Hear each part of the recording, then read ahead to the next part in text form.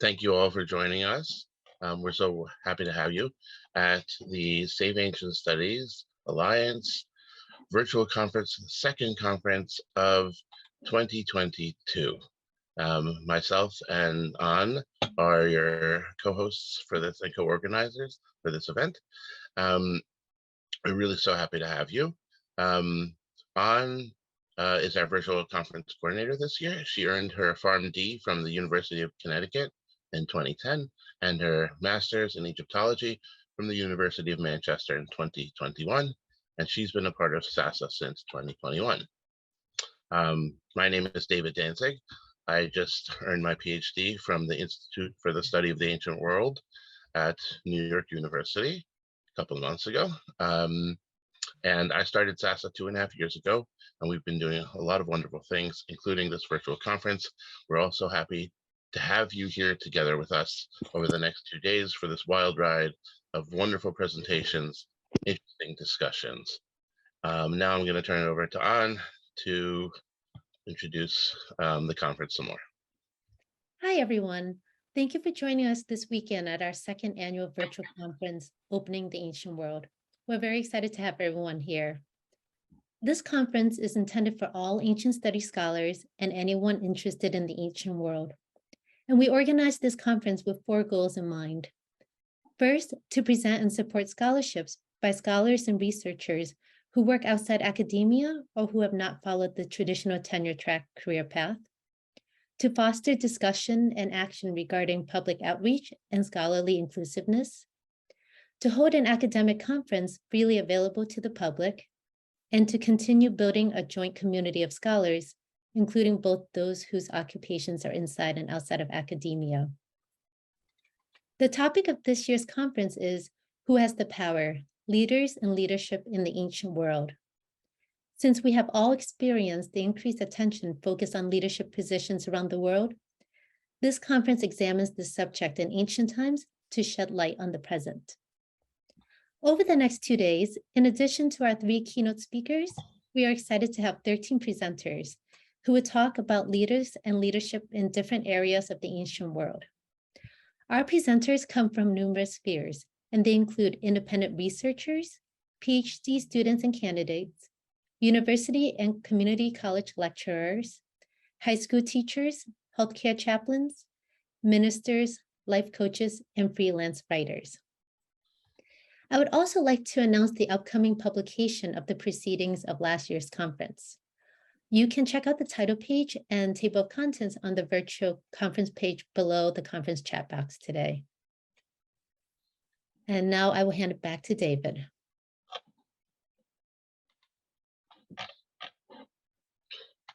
All right, An.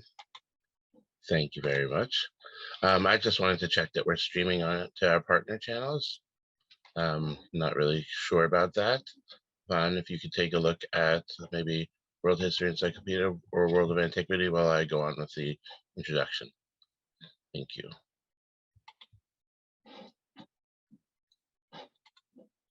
Give me a second here.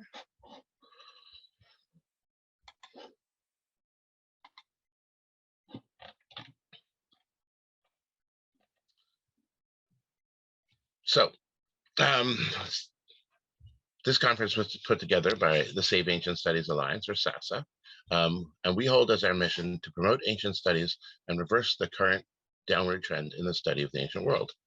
We do this by building a grassroots movement through outreach, collaboration, accessibility, and public scholarship. Through that, we work together toward our wider goal of inspiring an inclusive community of learners and students of the ancient world. And we think of the ancient world as very broadly, covering all areas of the globe and their deeper past.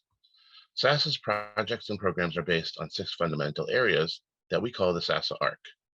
By working on each of these areas, we will change the direction of ancient studies.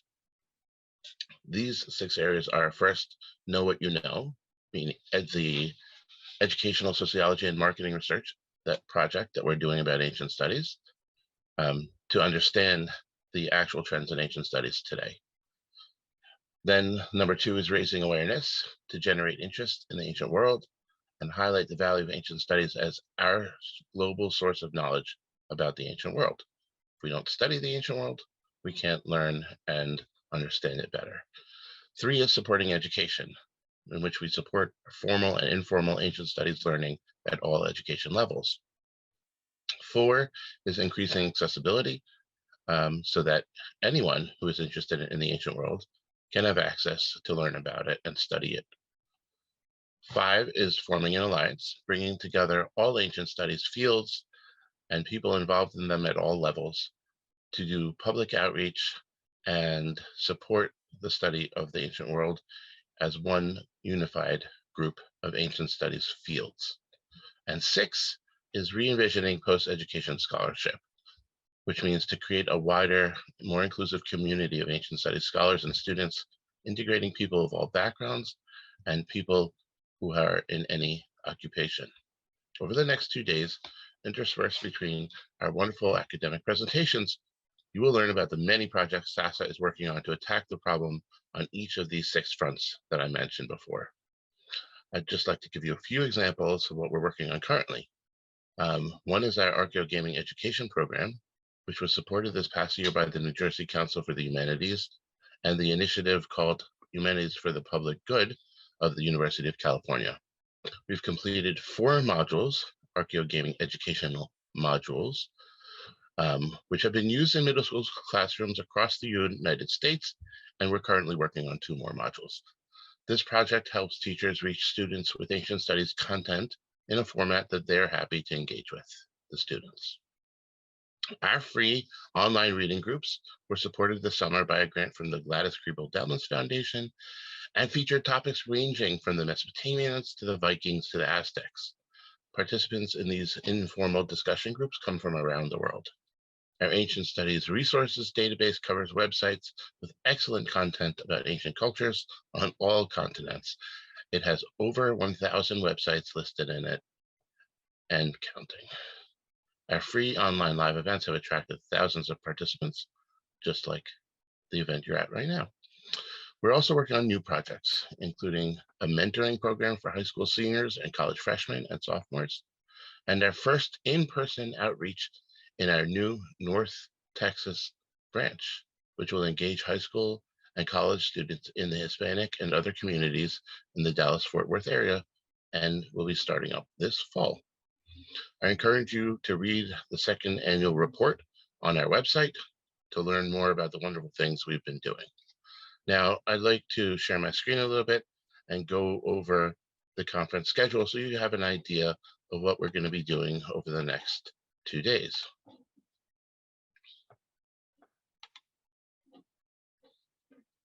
Give me a second to share my screen, and here we are. Okay. So the conference is made up of 3 types of sessions. There are regular presenter sessions in which our presenters will be presenting their wonderful scholarship on the ancient world. There are keynote sessions, such as the one at 11:45 today with Dr. Amanda Padani. And those are presentations, academic presentations by leading scholars who have worked in different ancient studies fields on topics relating to leadership. And then there are special sessions. There are 3 special sessions during this conference, the first of which, as I scroll down here, you will see is coming up this afternoon at 2:30 p.m. That will be a roundtable discussion on independent scholar community building and integration. There are 2 more special sessions tomorrow, as I scroll down. One is about, oh, I'm sorry, the other special session is, another one is later today, at the end of today, that is storytelling by inspirational independent scholars. So we'll learn from some wonderful scholars and see how they do scholarship and balance their career and life. And then the third special session is a workshop on publishing forums tomorrow at 1 p.m.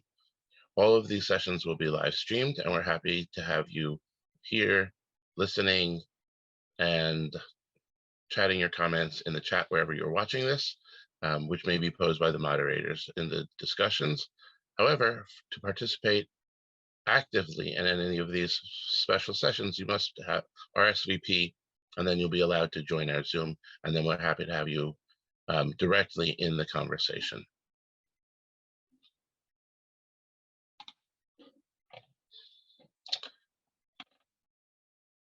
So our conference is being live streamed in a number of places. It appears on our SAS's website at saveancientstudies.org/virtual-conference. We're happy to host you there.